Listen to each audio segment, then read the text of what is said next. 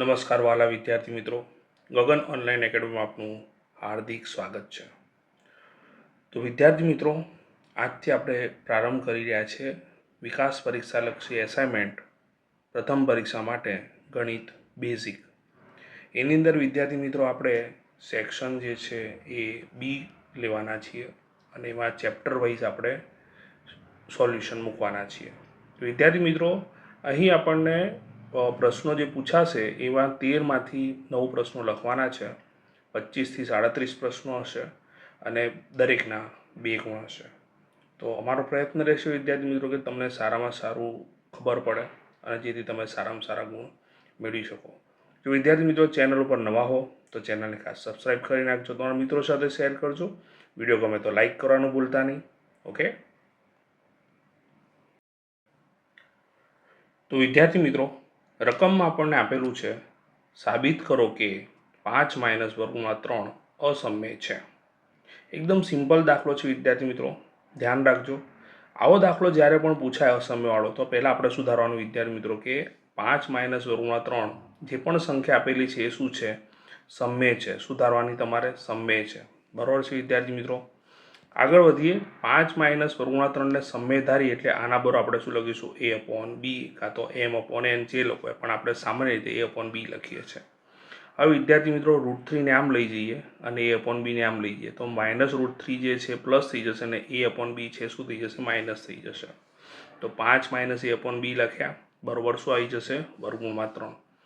હવે વિદ્યાર્થી મિત્રો, b અહીંયા ગુણાશે એટલે શું થશે? 5b - a આખાના છેદમાં b થઈ જશે, બરોબર વર્ગમૂળમાં 3।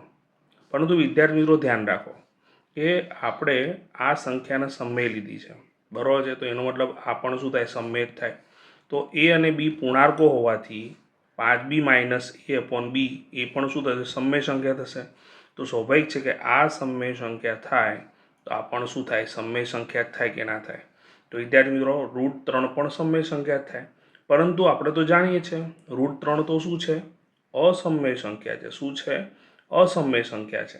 તેનો મતલબ એવો થયો કે આપણે કરેલી ધારણામાં વિરોધાભાસ ઉત્પન્ન થઈ રહ્યો છે, એ ધારણા ખોટી પડી રહી છે, માટે અહીંયા સમય નથી તો સ્વાભાવિક છે સંખ્યા આપોઆપ આ જે છે શું બની જાય? અસમય બની જાય। તો વિદ્યાર્થી મિત્રો, આ રીતે તમે દાખલો ગણો તો તમને પૂરેપૂરા ગુણ પ્રાપ્ત થાય। નેક્સ્ટ દાખલા તરફ જઈશું વિદ્યાર્થી મિત્રો। તો વિદ્યાર્થી મિત્રો, પછીનો દાખલો છે, કોઈક પ્રાકૃતિક સંખ્યા n માટે 6n નો અંતિમ અંક 0 થાય કે નહીં તે ચકાસો। તો વિદ્યાર્થી મિત્રો, એકદમ સરળ દાખલો છે, થોડું વાક્ય રચના આધારિત દાખલો છે, ધ્યાન રાખજો। તો વિદ્યાર્થી મિત્રો, અહીંયા આપણને શું કીધું છે કે 0 થવો જોઈએ અંતિમ અંક। 6ની ગણતરી કરીએ તો 0 મળી શકે।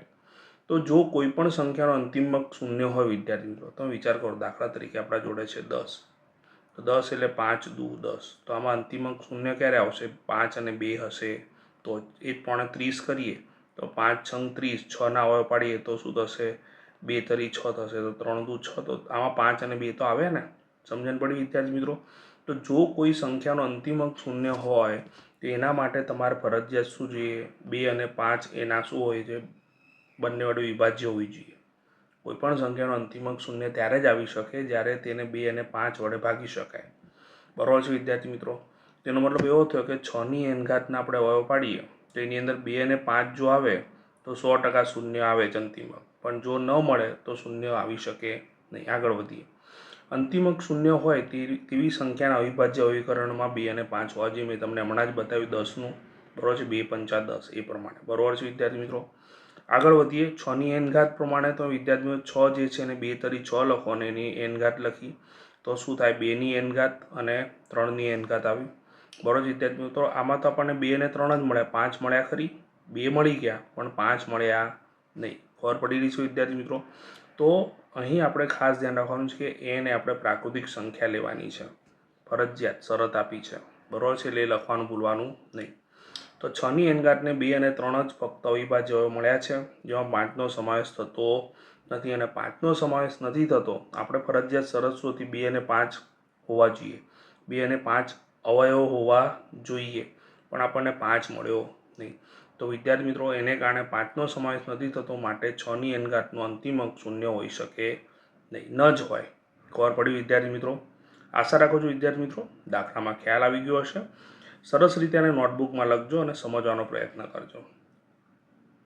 નેક્સ્ટ દાખલા તરફ જઈશું વિદ્યાર્થી મિત્રો. તો વિદ્યાર્થી મિત્રો પછીનો દાખલો છે, સમજાવો કે 7 × 11 × 13 + 13 એ શા માટે વિભાજ્ય સંખ્યા છે. તો વિદ્યાર્થી મિત્રો પહેલાં તો આપણે રકમ લખી નાખી. આપણે જોઈ શકીએ છીએ કે અહીં આ પદ પહેલું છે અને આ પદ બીજું છે, બરાબર છે. એટલે આપણે ઇન્ડિકેશન આપી દીધું. આ પદમાંથી 13 કોમન નીકળશે અને આમાંથી 13 કોમન નીકળશે. તો અહીંથી 13 કોમન નીકળશે તો 1 વધશે ને અહીંયા શું વધશે? 7 × 11. તો 13 નીકાળી દીધા વિદ્યાર્થી મિત્રો, એટલે 7 × 11 + 1 આવશે. અહીંયા શું આવશે? 1. 11 + 7 = 77 થશે વિદ્યાર્થી મિત્રો. તો 77 + 1 આવશે. 77 ને 1 કેટલા થશે વિદ્યાર્થી મિત્રો? 78 થશે. 78 એટલે આપણે વિદ્યાર્થીઓ 13 × 78 લખી શકીએ, બરાબર છે. તો 78 આપણે અવયવ પાડી રહ્યા છે. અવિભાજ્ય સ્વરૂપે ગોઠવીશું, ખાસ ધ્યાન રાખજો વિદ્યાર્થી મિત્રો. 6નું શું કરીશું વિદ્યાર્થી મિત્રો? 2 તરી 6 લખી નાખ્યા. તો 13 2 વખત આવ્યા, 2 1 વખત અને 3 1 વખત. તો આપણે આ રીતે લખી શકીએ વ્યવસ્થિત ગોઠવીને, 2 × 3 × 13 તો વિદ્યાર્થી મિત્રો આપેલ સંખ્યા જે છે એને આપણે અવિભાજ્ય સંખ્યાઓના ગુણાકાર સ્વરૂપે દર્શાવી દીધી. જ્યારે પણ કોઈ સંખ્યાને વિદ્યાર્થી મિત્રો અવિભાજ્ય સંખ્યાના ગુણાકાર સ્વરૂપે તમે દર્શાવી શકો તો એ સંખ્યા શું બની જાય? વિભાજ્ય બની જાય. શું બની જાય? વિભાજ્ય. તો વિદ્યાર્થી મિત્રો આગળ વધીએ.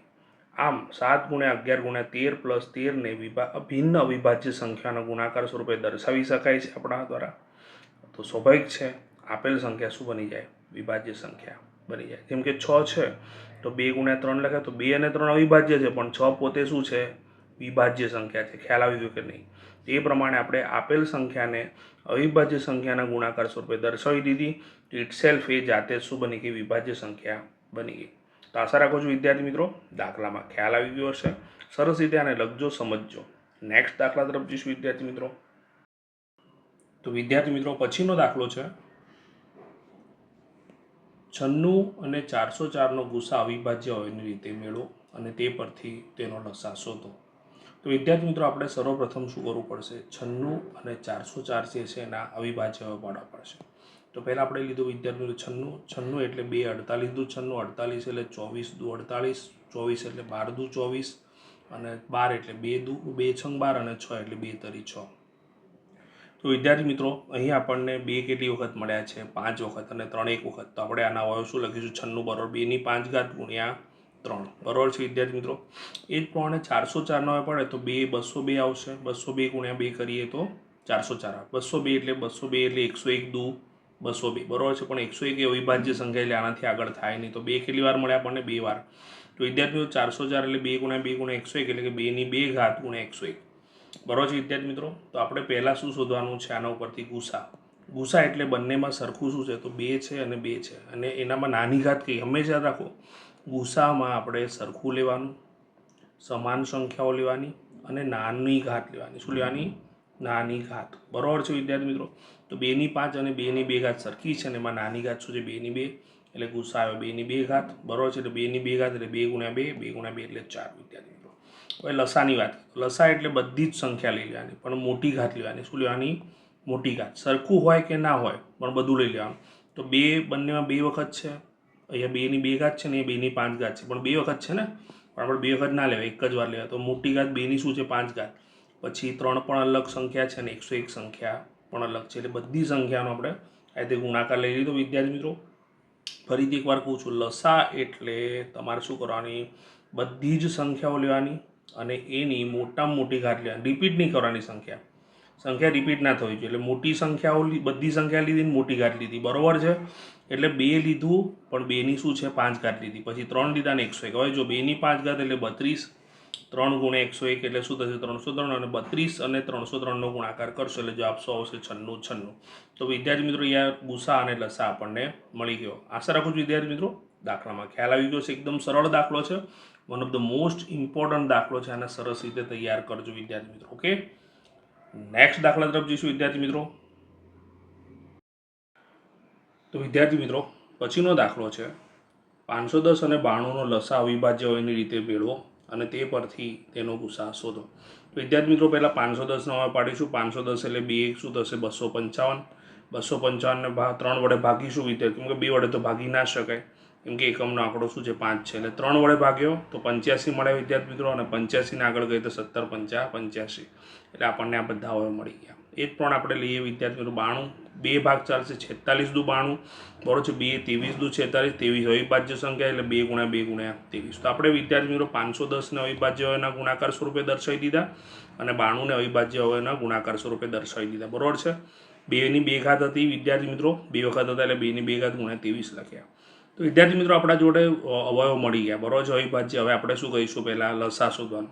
તો લસામાં બધી જ સંખ્યા, મેં શું કીધેલું, બધી જ સંખ્યા લેવાની અને મોટી ઘાત લેવાની. શું લેવાની? મોટી ઘાત. તો બધી સંખ્યા 2 3 5 17 અને 23 માં 2 ની મોટી ઘાત શું આવશે? 2 ઘાત આવશે, બરાબર છે. તો લઈ લીધું બધું જ. 2 ની 2 ઘાત એટલે શું થશે વિદ્યાર્થી મિત્રો? 4 થશે. 3 પંચા 15 કહી નાખ્યા, 17 ગુણ્યા 23 એમને એમ રાખ્યા. હવે વિદ્યાર્થી મિત્રો 15 ચોક 60 થાય, અને 17 અને 23 નો ગુણાકાર 391 થાય, અને 391 ને 60 નો ગુણાકાર કરી વિદ્યાર્થી મિત્રો એટલે શું મળે? 23,460 મળે. ખબર પડી ગઈ વિદ્યાર્થી મિત્રો? હવે આપણે શોધીશું ગુસા. તો ગુસા બંનેમાં સરખું શું છે? 2 અને 2 છે, અને એમાં પણ આપણે શું કીધેલું છે? નાની ઘાત લેવાની. તો બંનેમાં નાની ઘાત કઈ? તો વિદ્યાર્થી મિત્રો બંનેમાં 2 અને 2 ની 2 ઘાત છે, બરોબર છે, 2 2 સરખા છે. પણ આપણે શું કીધું? ગુસામાં હંમેશા શું કરાય? ગુસામાં હંમેશા સમાન અને શું લેવાય? નાની ઘાત લેવાય. સમાન સંખ્યા લેવાય અને નાની ઘાત લેવાય. તો સમાન સંખ્યા 2 છે, અને નાની ઘાત શું છે? એક જ ઘાત છે, એટલે ગુસા શું આવે વિદ્યાર્થી મિત્રો? 2 આવે વિદ્યાર્થી મિત્રો. તો આશા રાખીએ છીએ વિદ્યાર્થી મિત્રો તમને 5 દાખલાની અંદર ખ્યાલ આવી ગયો હશે, બરોબર છે. સરસ રીતે આનું રિવિઝન કરો, બેક ટુ બેક સોલ્યુશન તમારા માટે મૂકવાના જ છે વિદ્યાર્થી મિત્રો. સરસ રીતે પ્રિપેરેશન કરો, બરોબર છે. અને ચેનલ ઉપર નવા હો તો હજુ પણ વિદ્યાર્થી મિત્રો સબસ્ક્રાઇબ ના કરો તો સબસ્ક્રાઇબ કરી નાખો, બેલ આઇકન દાબજો જેથી તમને નોટિફિકેશન મળતી રહે, બરોબર છે વિદ્યાર્થી મિત્રો. ઓકે, અને આ જ રીતે ચેનલ પર જોડાયેલા રહેજો. ઓકે, તમારા મિત્રોને પણ જોડજો. Okay, bye bye.